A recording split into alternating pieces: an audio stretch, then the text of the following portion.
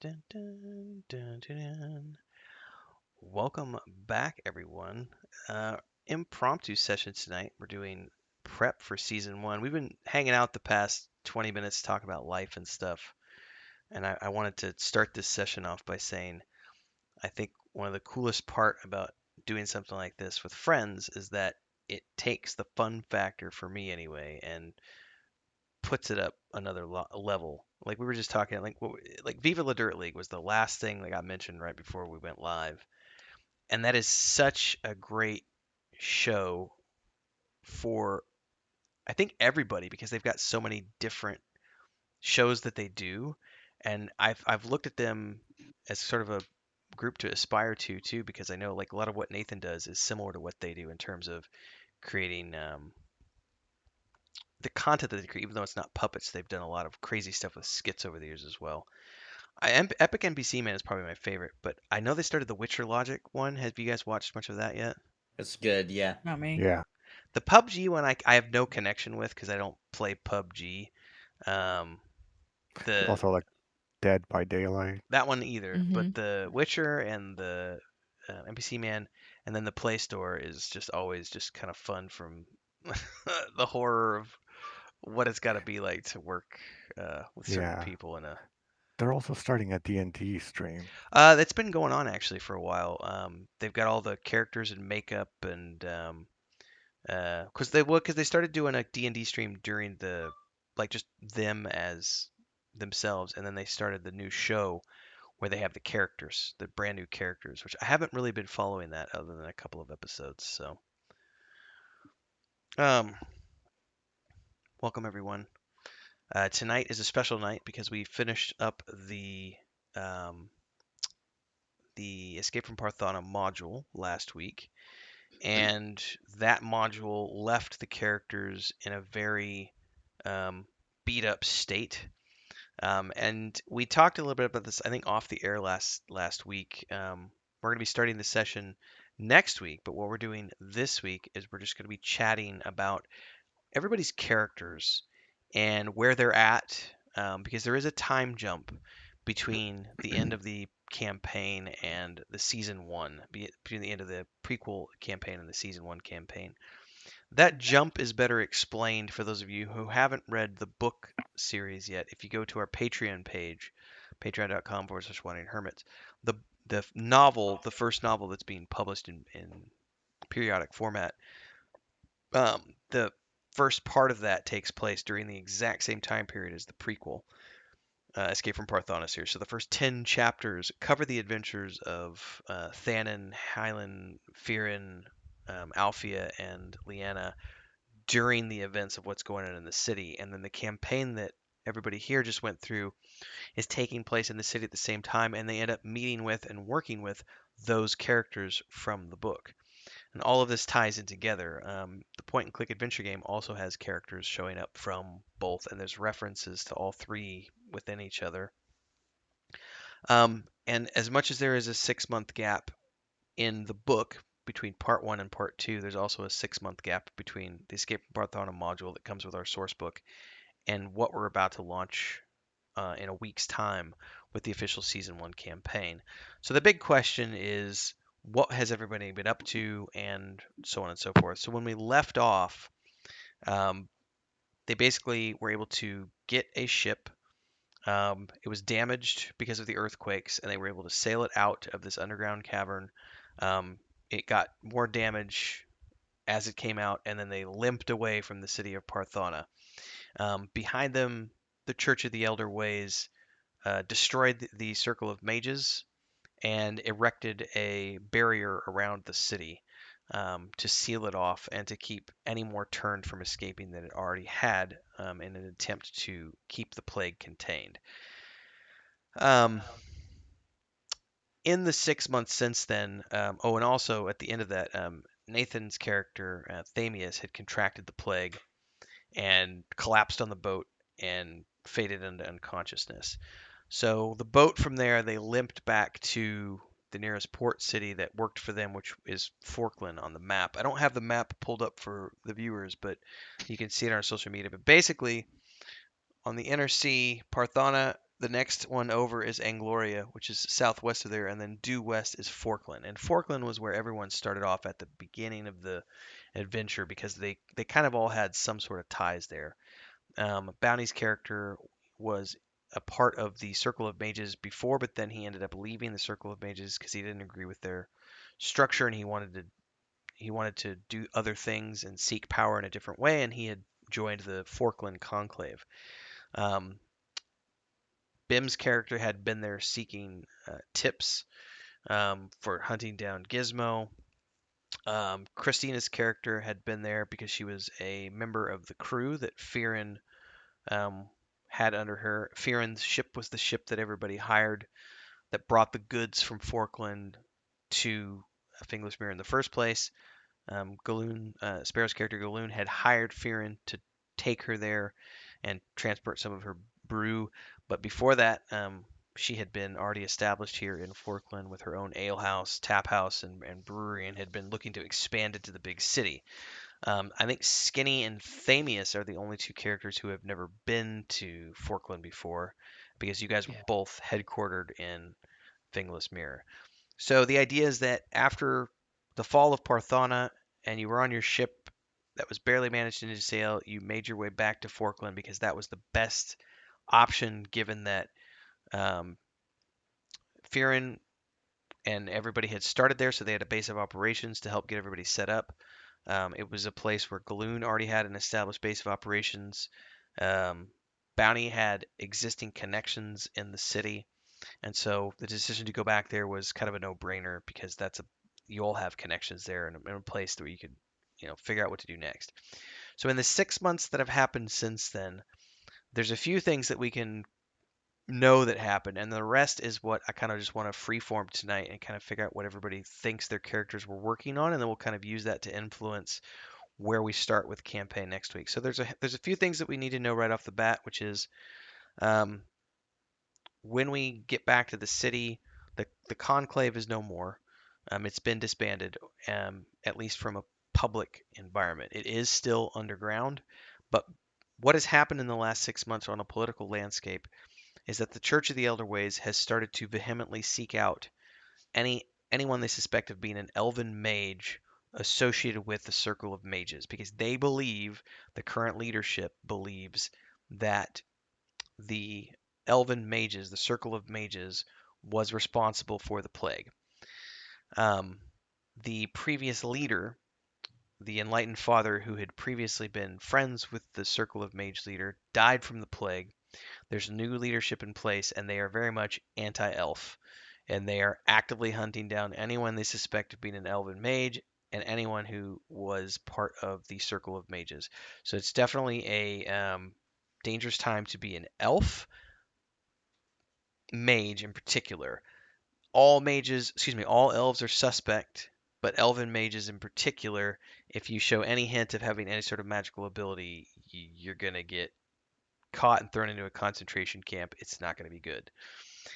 Other Fey mages, Dwarven mages, Brownie mages, etc., it's lesser so because the leadership has looked to the elves as the founders of the Circle of Mages as sort of the primary catalyst for this. But Joey and I have discussed this at the brainstorming episodes way back in the day when we were first building this. This is sort of the cusp of everything. This is the spark that starts to fan the flame of racism. And if I think we looked at the show Cursed, I think on Netflix, which was like a prequel to the King Arthur story, where the church was coming in, the Catholic Church was coming in and just hunting down all of the Fae. It hasn't gotten there yet, but they're on that path unless we could divert them. And so that depends on a variety of factors. So that's where the political landscape is for any elven mage. And so the conclave disbanded from a public environment, and they're very much in an underground state. Um, the sickness, because Thamius was very sick with the plague, was able to get him back to Forkland, and were able to keep him alive. And through sheer luck and luck of the draw, basically, you were able to pull through. But you spent the first 3 months in the city healing up and recuperating from this disease that basically almost turned you and almost killed you. And so it's 3 months as an invalid, and then 3 months sort of slowly climbing your way back to health, and getting back to where you were in a previous state. Now, what you've been up to for the past 3 months as you've been healing, we'll be discussing that tonight. Also, what Bounty has been doing in terms of trying to get contact with we'll figure out what's going on with the conclave in that time. Um, the ship was in very bad repair when it got back. Fearon offered the ship to Chris. So Chrisma now has her own ship. Took about 3 months, 4 months to get that ship back to being seaworthy. Um, so what she's been doing in the past few months since the ship got seaworthy, I'm going to leave that up to Chris to decide with whether she's running contraband or passengers or just doing a merchant ship. That's up to her. Um, Skinny, I have no idea. Bim, you started here. Your last Althea had sent you to the forest, but you had to leave so quickly. That quest is still down there, unless you find other clues in the meantime. Um, so we can think about that. Galoon's character came back, and I mean, we can role play if somebody took over your operation while you were gone, or is it still standing? Like Oh. maybe your ex cousin was like, "Oh, she died in Perthana. I'm taking over." Yeah. We'll figure out what you wanted to do with that. Hmm. So that's kind of where we're at. Some of you had spent the first, like Nathan spent the first 3 months getting better. Chris spent the first 3 months getting her ship back up to speed. I don't know what the rest of you have been up to. So tonight's the night where we get to talk about all that and decide where we want to go and how this is going to influence our characters and their starting points next week as we kick off the first official campaign. Well, I would Oh, definitely want to hang on to my inn. Um, Whoever was running it, whether it was like a cousin or something, depending on what we're going to be doing after the 6 months is up, I could be either training that person to run the business. I'm not going to be thinking of expanding like I was originally because it's obviously a very bad time. So I'd want to kind of strengthen the operations I already have. But if we're going to be off adventuring, I'm not going to be running it. So maybe I'd be training, teaching them the different brews, things like that. That's a good point because you don't necessarily know that adventure's going to come knocking. Like Exactly. you've come back, so it might be a point where you've just come back you just took charge of your operation again, and you've just been Hmm. focused on strengthening relationships with the dwarven kingdoms and trying to ensure your trade routes are going to be maintained and not interrupted with this BS that's happening with the church expanding. Something else I forgot to mention that happens in the book, which we do need to consider here, is that the church was headquartered in Parthana. That's no longer the case. They're now headquartered in Gloria, which is the next city over on the southern part of the inner sea. But one of the things they've done since then is they have started to expand beyond the cities now, and they've started to put checkpoints, and more importantly, they've established, just like in Marin's Rest, which is a small out of the way village, they've established barracks and churches in all of these backwater villages. Even if it's only 20 or 30 soldiers, 20 or 30 church members, they are putting a presence in every single nook and cranny they can because they want to eradicate the mages at all possible. And that definitely is going to impact economy and trade because it's going to be things where now we've got these additional checkpoints and um, um, roadblocks being set up as they decide to start taxing people and everything else along the way. I think Joey might be having hiccups in his internet. Yeah. Hmm. Um, so shoring up your trade, shoring up your business. I don't think you would have. I mean, without knowing that you were going to go off on an adventure yet, but I think it's a good starting point if we're going to go off on the road to start to figure out if you want to come up with a henchman, so to speak. That's your go-to person.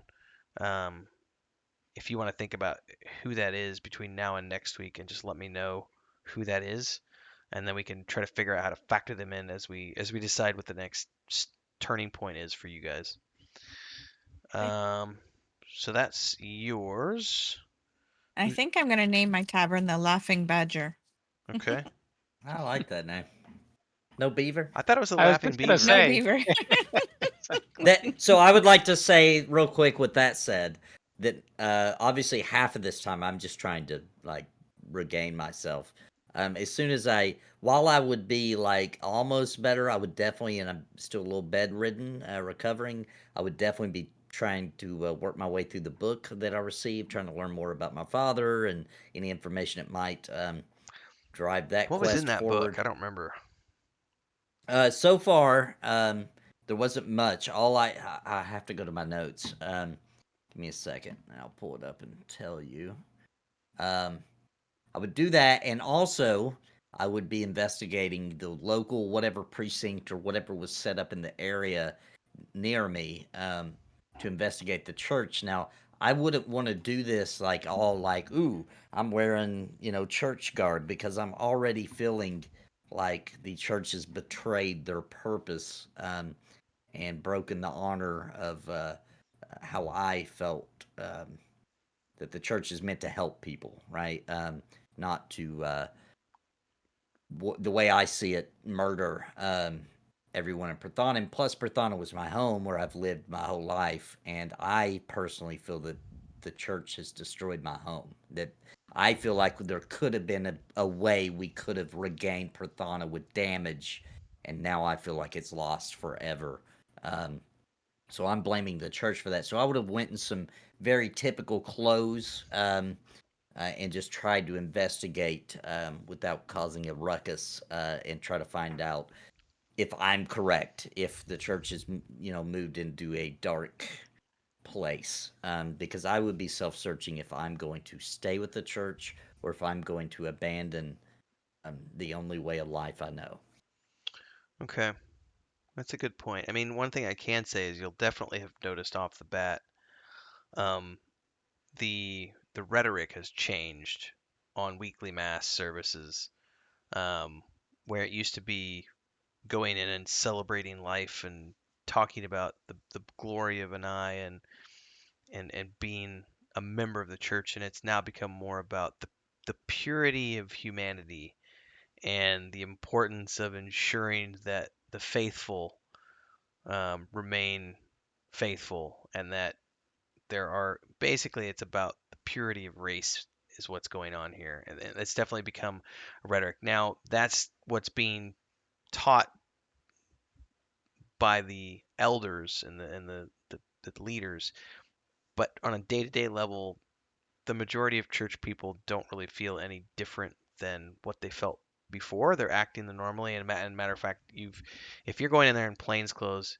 you've probably heard some people after service and around town grumbling a little bit about, they don't really, my,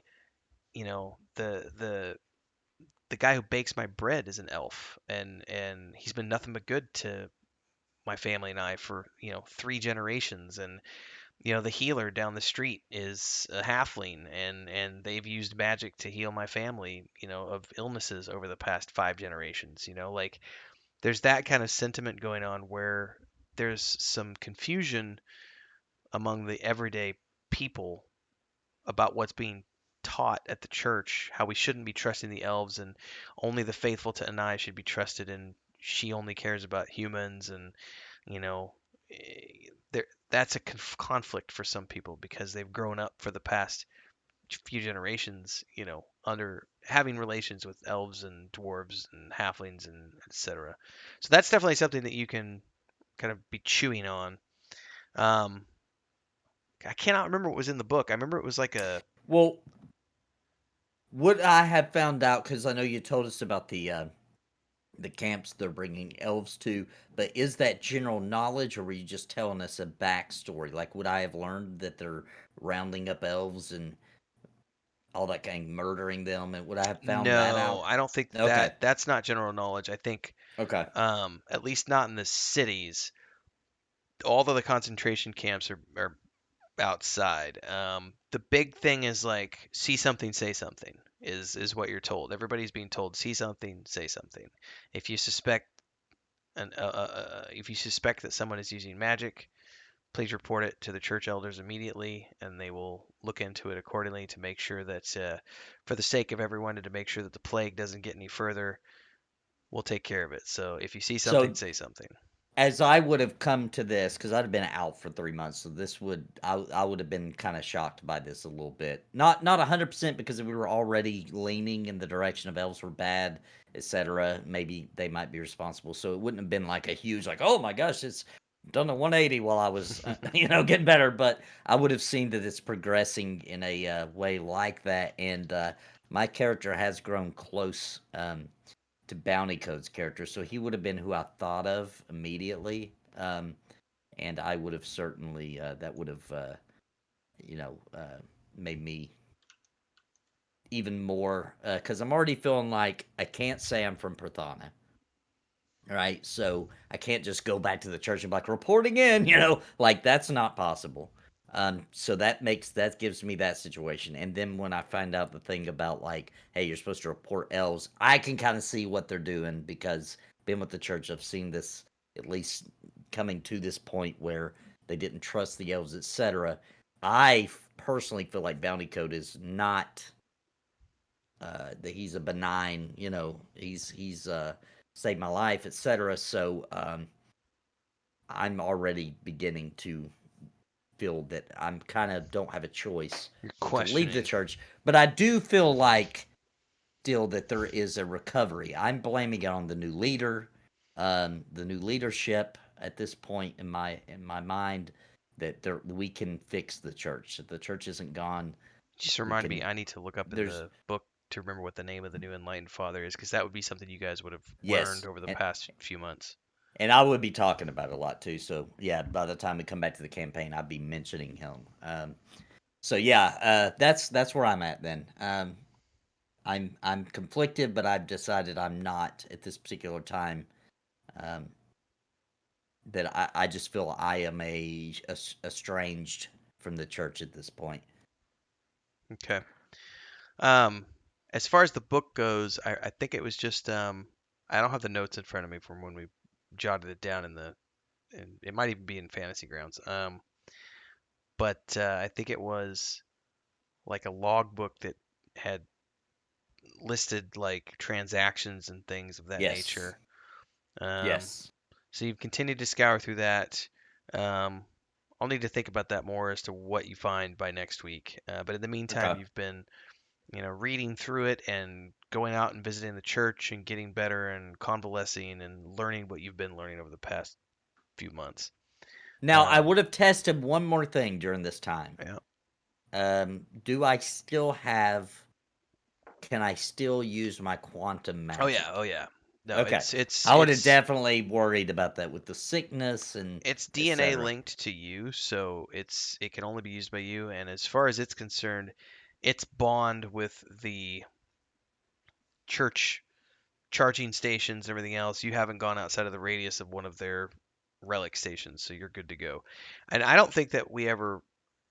Are you still here, Joey, or is your internet being poopy? Oh, excuse me. Yeah, I'm still here. I've got everything turned off, hoping that it doesn't crash. Okay, yeah, you're a little roboty, but it's all good. I think Joey and I have discussed, and I don't think we ever came up with a yes or no answer as to whether or not the church could turn you off if they found out that you had left the church. And I'm leaning towards like their technology is sophisticated, but not that sophisticated. Like I don't know that they would have a way of like tracking individual pieces and this person's no longer with us, turn that off. So for now, I'm going to say that that's the case, and you still have access to all your powers. And even if you were to leave, you'll have the limitations of needing to be near a charging station after certain periods of time. But otherwise, we'll leave it at that and say that they're not sophisticated enough to be able to know specifically whose device is what, and we're going to disconnect that device. Maybe 100, maybe 500 years ago they had that ability, but not anymore. Or if Um, you want to make the source of it is like faith in an eye. Like if that's the source of it, then as uh, that wane, the power would wane. But if you don't want to make it that, then it would yeah, have to be them shutting it it's off. well, So here's the interesting thing. yeah. There is I had had in my notes something that I had just jotted down months ago and never went anywhere with it because I was thinking about faith as a energy source. Well, then I played Marvel Guardians of the Galaxy on the Xbox, and that whole game's storyline revolved around this cult group who were literally using faith as an energy source, and like all of their magical powers came from this the faith in the bean, and so the bean was drawing all their power from the people and getting the power that way, and then sharing that power out with their devotees, with their priests, and those priests were then performing miracles based on all of that. And I looked at that and went, oh, that's really interesting, because that's a lot like Dan Simmons, who wrote the Hyperion novels, also wrote this. I think it's called Odyssey and Iliad, or Ilium, Odyssey and Ilium, and it's basically a science fiction version of Homer's stories. And in that story, everything is based on faith in the gods as well. And so the gods start to lose their power when there's no more faith in them. And so I jotted that down and said, wouldn't it be interesting if? And then I said, well, if that's the case, what if all this quantum technology that they have, that they think is quantum technology, could be based on this being off in space somewhere who at one point in time had physical contact with them and gave them these tools to access the conduit. And then what happens if that creature disappears, or if the faith gets cut off, or and so that I haven't defined that yet, Skinny, but that's a thing that could come into play as this storyline evolves. I don't know yet, but it's at least been It, it's in the notes.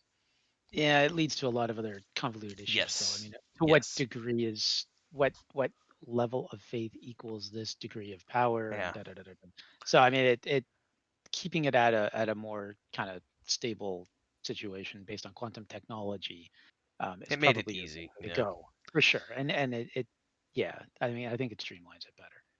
Because I mean, you really Uh, wanted the definition between that and elemental magic. That was your real driver, right? So and that will I think eventually that's go away. At some point in time. It'll become less of an issue. It's not that it'll go away. It'll become less of an issue later on because of storyline stuff that Joey and I have brainstormed out in the past episodes. As far as Bim's character goes, I think Bim's going to be the easiest one. Um, what would you have been doing when you're back in the city, Joey? I know that from Bim's storyline standpoint, we could easily say that there's been a new sighting of Gizmo, you know, nearby, which could, the creature has moved. But what would you have been doing for 6 months as a brownie in Forkland? Can you guys hear me still? Yeah. For now, yeah. Mm-hmm. it's better than it was too. For now, okay. Well, if we do get a hint of Gizmo, it needs to be towards the end, because I'm gonna say that Ben's in a bit of a rough state. See, he's been a hunter in the woods for his whole life, and then decided to go track down Gizmo, right? So now he gets thrown into the world, and like how insignificant a lot of things he's been taught are. So like now there's this whole plague, all these people dying. It's so much more big, much more important. Now he has these group of people that he's with that he's about, and so he's gonna be like used how Gizmo's still very important to him, obviously, but he's like how important if it came down to would he have to leave to go find Gizmo or stay with the party? What would he do? So I'm gonna say that he's been extremely conflicted and been hanging out at Sparrow's establishment for a while, just contemplating life. Has he developed an alcoholism problem? And I hope he's Maybe, paying for the maybe, detention too. and like so. I was literally thinking like maybe obviously if he's spending all his money on booze, he's gonna need some money. So maybe he's got a job with the butcher. Maybe he goes out and hunts some wild game here and there, and just tries to get away. He's just contemplating life and wondering what's going on. I like the idea of having Poor a guy. contract with a local butcher to like go out and hunt things in the surrounding landscape as a means to fuel your Yep. your alcohol issues and your depression. Making me rich. Yeah, and Yeah. her car, exactly. Yeah. Yep. Is he trying to Yep. get hooked up with Althea? He just Yeah, maybe. Yeah. No, he's just the poor guy. Like Gizmo's been all he's worried about, and then he finds out that, you know, there's this plague, and it's just so much different than what he thought, the big world would be like. He just thought he was gonna go out. Hunt, and It now could be he's overwhelming for him too, yeah. thinking all Yep. these 6 people are now totally dependent on him. Like he almost puts it on himself, like he's self-important. Oh, it's all me. It's all on my shoulders. Yeah. Absolutely. Oh, So they'd now be he's dead without me. drinking. They'd be dead without me. Right. Exactly. Yeah. You could play it like that, like a Kender in the Dragonlance. Mhm. It's like they're gonna get into trouble if I'm Yeah. not around. Yeah, Mhm. yeah. Exactly. So I think If I that. Go ahead, wouldn't have Jay. been there all along. Yeah. No, that's it. You're good. I think for Christina's character, I think probably you would be working with Galoon, perhaps a little bit, maybe helping her transport her her her beer and ale up and down the coast. But what else would you be doing? Do you want to become a contrabandista? Do you want to become a smuggler, or do you want to only do legitimate trade?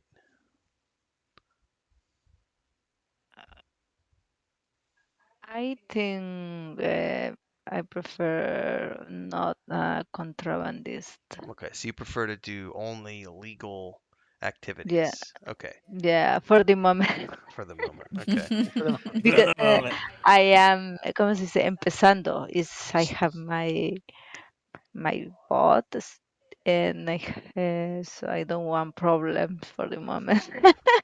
So So maybe, starting off with All legitimate right. trade, to just yeah. just get money, and then maybe if the right contract comes along, well, that's good to know that the right contract might come along soon, and you might say, that money's really good. I don't really care if it's illegal firebrand alcohol. All right, so working with Galoon, transporting ale up and down the coasts, and also any other goods we could probably talk about. You become a trade vessel, maybe even because the Fuar Trading Company lost so many of its vessels. Maybe, and this is something I hadn't even considered until just now thinking about this. Maybe they've started to contract out freelancers to help with overflow until they've gotten all their, because they lost all those ships in the fires. So maybe that's what you've done now, is maybe if you're looking to do legitimate trade, then you would be working with the Fuar shipping. You could be working with the Fuar trading company and as like a freelance merchant vessel. Um, so you're running things up and down the coast for them, making contract money, and then anytime Galoon has a shipment, you take that with her.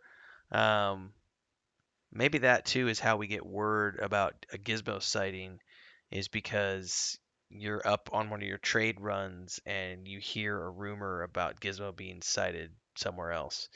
And Oh, I like it. yeah, we could probably work that in there. Okay. And it would be highly desired too because of all the road checkpoints and stuff. Like sea trade would Yes, be much more valuable. correct. Yeah, and Legitimate and illegitimate. that brings up another good point, which would be like, so if that's where the information came from, and I forgot to say, but like I'd be trying to keep tabs on everybody too. Like I'd be going to the bar, Yeah, we'd all be you hanging out. know. I think. I'd So say so definitely use Galoon's place as a yes, headquarters for everybody. I don't know if she's got. We haven't even established what kind of a place it is. So Right. is it just an ale house? Is it just a tap house, or is it also a tavern where you've Hmm. all got your own rooms now upstairs? Because Oh, it's huge. It's like the place in town. It's hopping. Like everyone goes there. it's Divulges the all. bed and breakfast. It's perfect. Yeah, like it's great. Hmm. it's got the best They ale. also have Yeah. discount.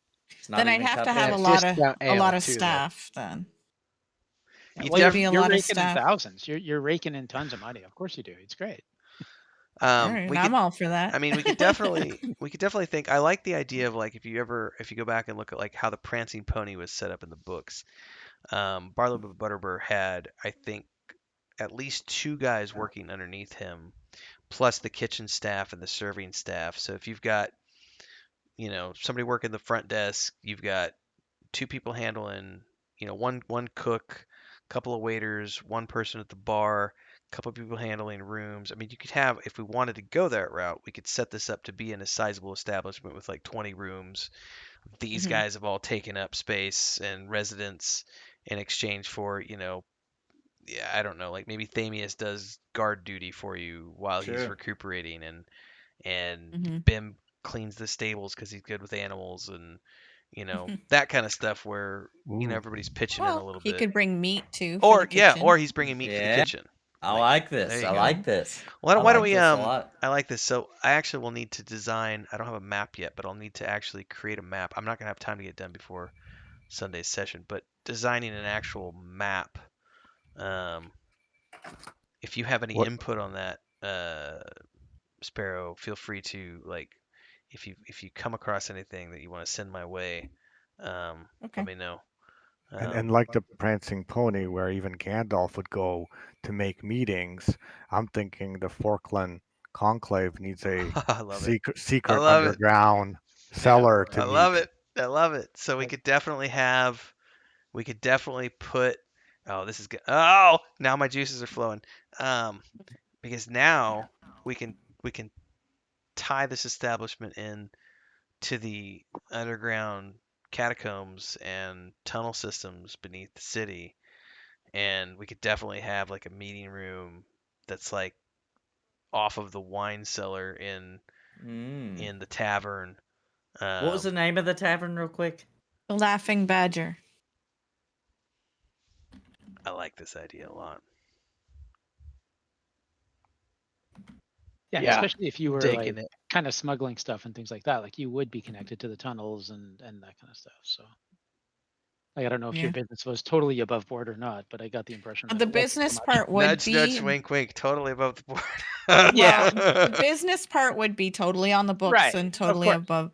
But Yeah. yeah, I wouldn't be above Other dealing with. activities. Yes, I would deal with other Yeah. activities. Mm-hmm. Right. Anything that Yeah. brings So in coin. An entrepreneurial dwarf is Mm-hmm. a good dwarf. All right, I like all those ideas. Skinny, what's up with your character? What have you been working on? I'm just thinking it's Stinky Badger was suggested, and it's just the Stinky I Beaver, but saw that's that. The okay. stinky I was badger. I think the Stinky Only if Beaver would be Mujin better. comes and visits, then we got to air it out Hey, because the it'll have Badger, his scarness smell. yeah, the Badger came out of the sewers, remember? So I'm thinking it's kind of stinky. That was I Bim. yeah. Uh, I guess like in terms of this, I mean, I would think I'd have experience with contracts and stuff like that, possibly.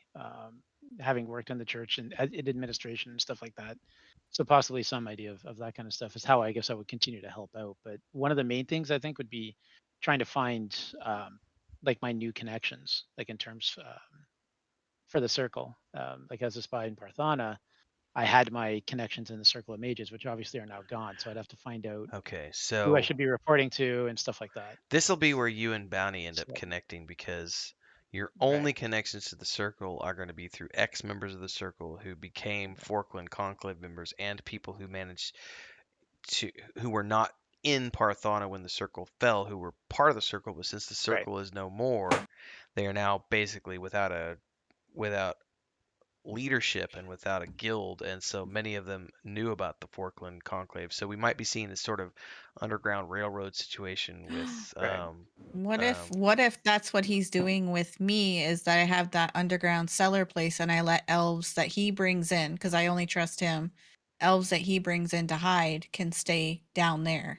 this is getting better and better because now I'm able to add and underline the Underground Railroad storyline, which from a storytelling perspective allows me to, if I need to, or if the story pushes us this way, because I have notes for what I want to happen, but this is creating other avenues of saying if we need to bring the hammer down for storyline right. reasons, now you've got the Underground Railroad, which is going to raise suspicions and all this other stuff. This is a great storyline for playing out. I love that.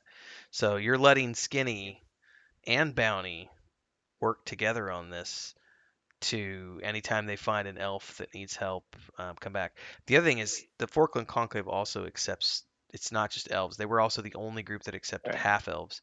Um, the Circle of Mages also accepted brownies and dwarves and but only purebloods, like no half of anything. Um, because of it was not a racism issue so much as a it's the same reason Power. the sea elves won't let Right. a half elf be part of the crew. High level.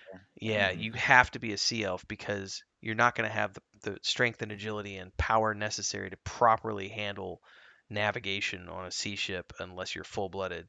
So the church, the Circle of Mages always kept that point of view is like you need to be pure blooded enough to handle the type of power that we're going to be handling. Whereas the Forkland Conclave was always like, we don't care. You could be quarter blood, elf, half blood, brownie. It doesn't matter. Um, we'll accept you here. And so that's just sort of a policy that's continued now. They've become kind of like the de facto. Um, matter of fact, didn't this weren't they doing that? I gotta remember. I might need to go back and rewatch Obi-Wan Kenobi because they were doing that in the Obi-Wan Kenobi show too, where they were running um, the ex-Jedi through the underground Hmm. because they were being hunted by the Empire.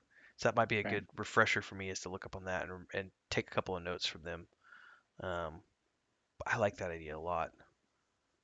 Okay, so that's you've been And I would have said who I was too. Like I would have dropped the pretense of being okay. human. So they know you're Yeah. half elf now, and they know your Yeah. real name, and okay, Yeah. yeah. Because I mean, in terms of leadership, the Circle of Mages is as it was known is gone.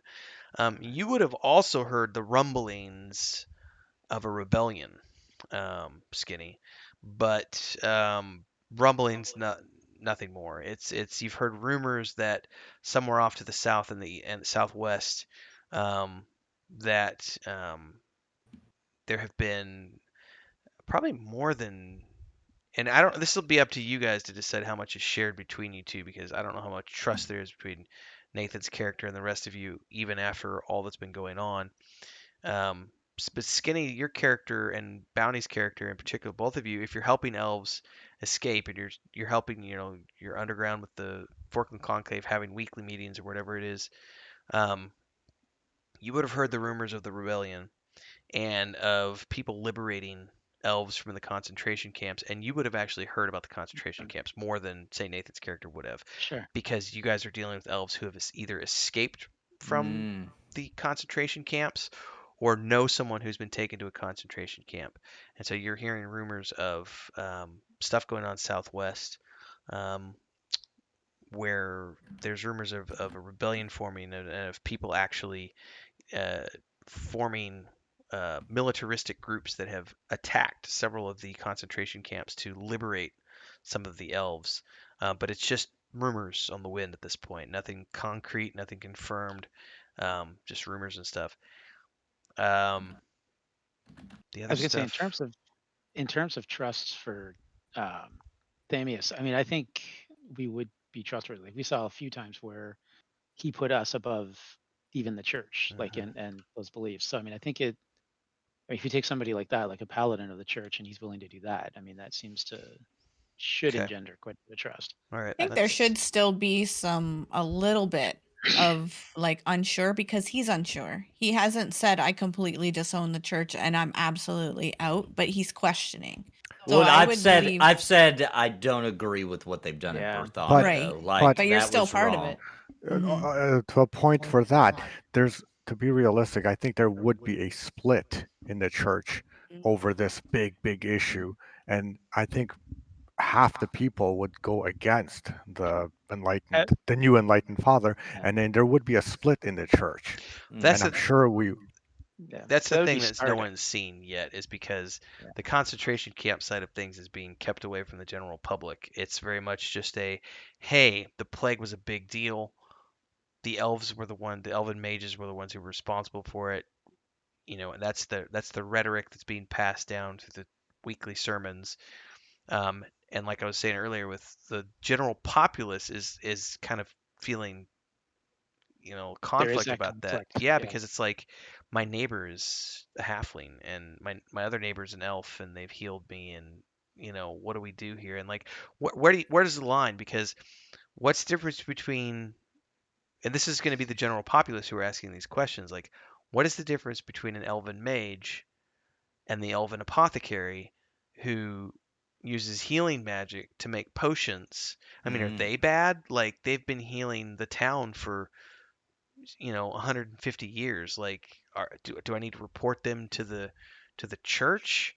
And then if people are being reported and then they just disappear, like how is that affecting the people's belief system when they report somebody to the church and then that person just suddenly is no longer there anymore? Like that would lead to suspicion from the general population about, So what's the church it doing here sounds like the split is starting from the bottom up, and they just maybe don't have strong enough leadership to take on the actual leadership yet. yet. But that could come. That could come in another But 6 months, year, but or something like is that. the leadership united on this? Yes. What's Oh the yeah. what's the No, no. It percentage? sounds The like it. church Yeah. leadership is 100% united on this. They But they weren't united at the beginning, even over Yeah, but the. the plague in the book, And the plague, Prathana. yeah, in Parthana, the book pretty much, in the book version, pretty much all the leadership that were maybe not pro elf, but at least tolerant of elves, pretty much that entire leadership died out because of the plague, and what was left are the Mm. zealots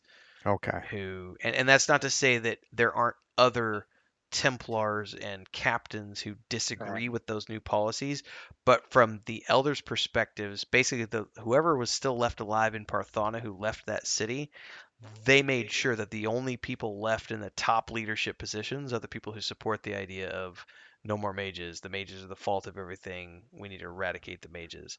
So from a Okay. So top-down then that perspective, leadership, were they killed or did they just leave? some of them died from the plague. It's deaths from the I mean, plague, deaths from the okay. battles, so on and so forth. What was left was very much pro, and then if we want to get into the political side of things, I haven't dug into it that far, so we could definitely say that maybe there was a couple that were resistant to it, and they just were like, they're no longer there. Disappeared. I'm just curious, were they killed or were they just did they just leave? I could roll the dice and to decide. Oh, okay. You haven't decided that. No, Okay. that's definitely something where Because Well, that's and something both you could sides. write. Because Exactly. a Yeah. new leader could come out of that group of Yeah. people that said, "I want nothing to do with this, but I'm a high enough, They rank could be leading cleric, and I the can lead the rebellion." yeah, well, exactly. you just brought up a good point that I can add to the notes now because we are I think I'm gonna go look at the outline right now because I'm gonna put this in the notes real quick. Because I'll tell you where we're at because we just wrote chapter 26, just came out. 27, 28. Chapter 28, we meet a new series of secondary characters who will grow over time to become generals, spies, so on and so forth. But for now, they're simply a rebellion looking to fight back and defend themselves. So I'm going to add this to the notes after this conversation. Have some of these leadership characters be ex church members who chose not to follow the new leadership on their anti-elf agenda. So there we I wonder go. if Cool. Thamius will Yeah, find like them. that. Right, and then Thamius can maybe Yep. connect with them. That's a good story point. Yeah. Okay, That makes it more realistic. I like that. Yeah, Good. because either that happens or, like you said, they all got killed or something. Like there has to Right. be some reason They'd have to get why. slaughtered. Yeah. Yeah, there should be some reason why there's no one left. Okay. Cool. All Now, right. so pretty much all across um, the land, basically, it's humans and the Fae are completely intermingled, right? Like there's no Yes. like Forkland. It's not like it's primarily Fae or something. Like No. it's just completely intermingled, and It's because been it's been completely generations, intermingled. They definitely generations. have Yeah.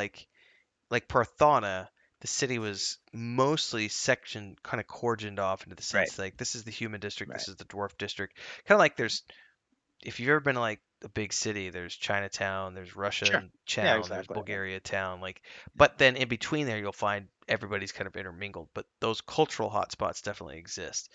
So that's the same scenario here. We've got certain sections of the city are cordoned off and are specifically this is the dwarven section, elven section, halfling section, so on and so forth. But throughout the middle, you'll find an intermingling here and there. Right. But because I got the impression that Parthona was more of a human city because the church seemed to have It was more divided, control. so Dominance. yeah, human was definitely the dominant. Like three Right. quarters of it was human, Right. and Okay. then about a Yeah, that's what I quarter of meant. it was dwarves and elves. The elves. And then, but there wasn't really a halfling population there. There wasn't a brownie Yeah. population there. It was just there was a small dwarven district attached to the larger elven section for the Circle of Mages. But definitely, it was a human settlement that grew up. And then the Church of, or excuse me, the Circle of Mages grew up alongside of it because they were helping the humans get established. But it Right. was always a human Well, city. do you think it may be a situation in Prathana where the humans felt it was a human city, but the elves felt like the city was Circle Mages? No. It was always a human city. Like Okay. even the elves viewed it as we're just helping the humans get a foothold here. The Uh, only reason they established the Circle of Mages was because by that point they had started to see that some of the leadership, even 500 years ago, were very like just not corruptible. trustworthy. Like they were already sort of like standoffish with the elves because they didn't trust them, and there was already some issues going on even in the early days, and those issues just kind of fermented over the years, and waxed and waned depending on who is the current leader of the Church of the Elder Ways. Because the same guy has been the leader of the Circle of Mages for Right. centuries. Yeah. Yeah. Leanna's brother, and then he died in the explosion, but he was there for the whole 500 years. He was the leader, so it just kind of depended on who was the current leadership at the church, whether or not it was a strong relationship with the elves or not. For the most part, I'd say probably about 60% of the time it was good relationships with the elves, and the other 40% of the time it was like, you know, they're just lording over it with their immortality and, you Right. know, their magic that they won't share with us, and meh, meh, meh, meh, meh. And the elves are sitting there thinking that the humans are a bunch of kids who die after Yes. 60 years and can't possibly know Well, anything. True. They're so the short-lived. biggest concern from the elves' standpoint is um, humans are playing with fire that they don't understand, because quantum magic is a technology that, even though they know how to use, they haven't mastered it. The proof of which is the quantum wars that happened, 600 years ago, or whatever, that destroyed the human lands, opened up the rifts, tore the land apart. Like it was very much that was called that was what the root of the Elven Civil War, and you had a portion of the elves who wanted to go off and just commit genocide and wipe the humans off the face of their planet because they were like gonna destroy the planet type stuff. And then the other part of the elves were like, well, no, they can be taught, but we need to keep an eye on them. And that's the resentment that some of the humans have, is because there's like this elder parent. It was really funny because Right. I rewatched um, Rings of Power season episode 3 tonight with Chris, and there's a line in the dialogue where the Queen Regent is talking about how it's just this line where she's looking at the white tree and talking about, it's said that when the trees of the white when the leaves when the petals of the white tree fall, the Valar are crying. It's the tears of the Valar, and this Mm. is just a reminder that they are always there watching over us, like not in a good way. Like there's a resentment there that the elves are always gonna be there, looking over Right. our shoulder, like spying on us and judging us, and Mm. and so that's the resentment that is kind of fomented within the church for many many years, is that this immortal group who they lord it over us, with their immortality and stuff. So it's not everybody, but that's definitely been something that has happened over the years. Yeah, makes sense. Yeah. Um, Bounty, what have you been? I mean, obviously you could be working with Skinny on the Underground Railroad type scenario, um, helping elves and half elves and any of the X Circle of Mages members who come into town looking for a safe place and a way to escape. Um, as far as the Forkland Conclave goes, um, I know that at least one of the leaders in the book is no longer there because he got captured. and then he gets rescued by the main characters of the book, and he's no longer in the city anymore. So we might have. I never actually defined who the leadership are. So one of the I'm things. pretty sure they picked me, Ren. There was a vote, and they said, Well, let's put it this way: there may be some vacancies, given that I think some of the leadership got captured or are no longer around for whatever reason. So we might have to discuss that a little bit. Um, we had a drinking contest and I won. I've been um, training you. I would say, Yeah. beforehand there might have been 250 members of the Forkland Conclave. There's now maybe 50 that are left in the city, and the meetings are usually um, kind of cycling in and out, 15, 20 people that meet up in this, space beneath the tavern, um, probably once a week. We might have it be once every 2 weeks. I'll determine that over time. But there are regular meetings, and the meetings are usually about to cover the news from the Underground Railroad. What's going on. The latest rumors from the rebellion, the latest rumors about concentration camps, the latest rumors about this, that, or the other. Um, What about our or storage of magic, our scrolls, our spells, our power? Was that all concentrated at the circle of mages, or did every conclave have abilities to store copies of scrolls and the books? Conclave may have had their own stuff for sure, but the most powerful relics were definitely in the Circle of Mages, and those were destroyed. So the Conclave would have had their own stuff, but that would have been it would have been a scenario. Thinking about it right now, these are great questions, which force me to think on my feet. Um, the conclave would have been raided by the Church of the Elderways immediately upon the forces arriving in Forkland. So the mages would have taken what they could, and those who remained would have taken what they could and gotten out and went into hiding, and then the rest of it the church would have taken and probably destroyed. I might think about that more, and then maybe they stockpiled it for research, and maybe that becomes a storyline where we're going to go raid their stockpile in the city and get an item that might come up. That's a good backstory subplot thing we can do. But that's good fodder for story Yeah, purposes. because we now almost need to think of how do we restore a circle of mages again, where we centralize our knowledge and power. And was there a plan B contingency plan in the original Circle of Mages for something horrific like this happening? Was No, there definitely no never a nothing? plan B. No. Mm, There was okay. this belief that, we are always going to be in charge, Mm, and we're immortal elves and our magic is superior to the quantum technology. So there was never a plan B for sure. oh boy. Yeah, because that's the thing. You're So gonna have to figure out where that would even be or how kind that could even go. of Yeah. yeah, kind of screwed at this point. Going, what do we Yeah, do very now? much at this point. Yeah, that's. I think the first couple months that was probably the main conversation. Right? Because if we didn't Yeah, even plan for this, then we're like totally lost chickens with their heads cut off. Yeah. yeah, it'd be collecting people, like Yeah. getting the word out slowly to make sure it's safe, to get people to Yeah. come to the meetings and stuff like that. Yeah, this is definitely a picking yourselves up from the dirt and trying Yeah. to did you just bang that out, Nathan? That's so Sorta. I cool. mixed I Yeah. mixed the AI and fixed it and doctored it up a little. I love it. It's perfect. Mm. Did you see that, Chris? I just noticed Yeah. that my Discord had all these because I have the streamer mode enabled, so I wasn't getting Yeah. audio notifications. I happened to look down and it had all of these. That's awesome. I'm totally using that, Nathan. Yep. Yeah. That's If you great. if you edit it at all, it's an original piece of art and it can be used in any way you want. So That's it's awesome. highly edited because it can't spell very good. It looks crazy.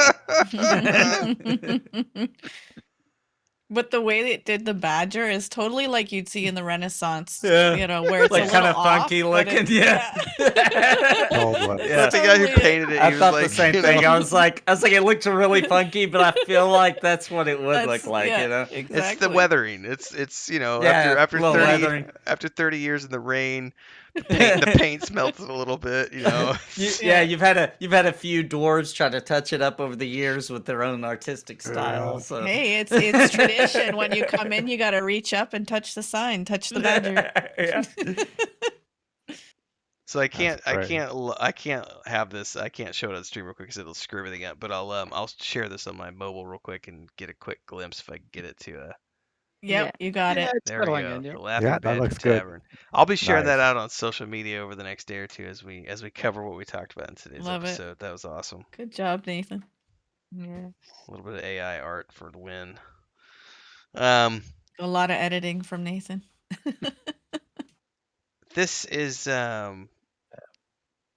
think we've gotten a good starting point here. Um, and this gives me a frame of reference. The big thing for me is going to be I got to get the Parthena map done. I can get the Parthena map done before next week. I won't be able to get the tavern map done before next week. I just don't have enough hours in the day. But I have a feeling we're going to be spending enough time in the city. My original idea for the campaign was at some point we push everybody to Marin's Rest because that's where the point and click adventure game is set. So there will be eventually be the campaign will migrate in that direction.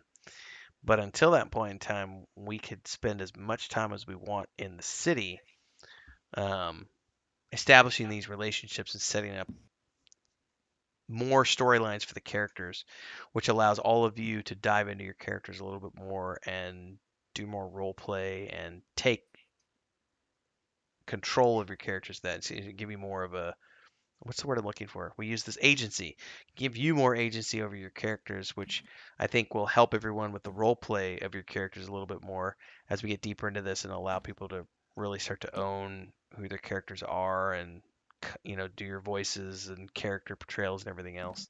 So I'm a big fan of also I think one of the feedback things that I took away from your perspective of the Parthana module, which was you felt a little bit rushed because there was a timeline and everything because we were very much working within a 6-day get in get out. Otherwise, everything goes to shit. Having more time here in the city to explore your characters and explore the city and do side quests and everything else. So I'm a big fan of if this turns into something where we spend 3 months exploring the city and the connections on the underground railroad and the stockpile of where the mage stuff is at and rumors up and down the coast from shipping runs done for the shipping agency and what kind of connections we can pull in and what's going to happen at um, Galoon's Tavern, the Laughing Badger, as maybe the Underground Railroad starts to become more popular and the church starts searching and tracking down leads Yeah. and Nathan's hearing things and I'm beginning to see it's great to have a pre-planned story, but this is the kind of stuff that I feed off of because it allows me to go, oh, wait. Now we can take the story and go do this instead. Um, that's why I wanted to do this session, and it's worked out brilliantly because now I have like 500 ideas going off like freaking fireworks. Nice. Um, That was one thing Good. too. Just one thing real quick. I It- thought, it would be worth mentioning because we talked about it after the stream last time was just so people understand that there was a ton of content that we skipped in oh yeah, a Parthana. lot. So, if they're looking at the source book and stuff like that, like it wasn't just that story. There was a lot of side quests and a That's lot a of other good side point. stories. Just to talk about briefly. So, yeah. What they did was probably it's hard to gauge. I'd say they probably did about 40%, maybe 50% of the content that was in the module. They didn't do any of the side quests. And I think if Himbar is still here in Discord, he might be.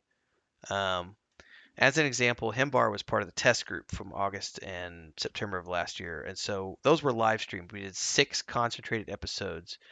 And the storyline for them was very streamlined because it was 6 episodes. You guys did 10. So you guys essentially did what they did with a few extra things thrown in. But then I had created each one of the main characters from the test run became an NPC that had a side quest, and each one of those side quests would have probably taken like one session. It wasn't like they were big 20-hour adventures. They were little 2 to 3 hour, you know, things that you could go do as a side quest. You get a couple of cool little items.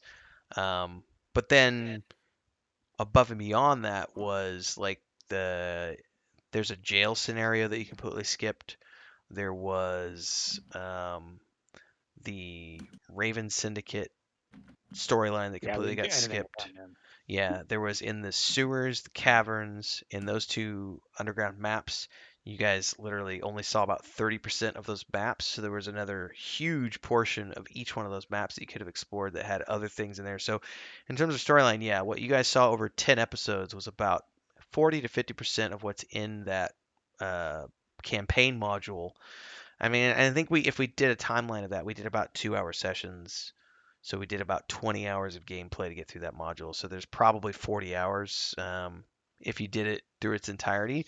But I'd say each run will probably see between, you know, 20 to 30 hours of gameplay, depending on what you. But because of the way the timeline works in the prequel module in Escape from Pathana, you're only ever going to see a a 40 to 50%, maybe 60% section of it because there is a Yeah. clock that's ticking on the calendar of saying you've only got so many days in the city because the plague is erupting.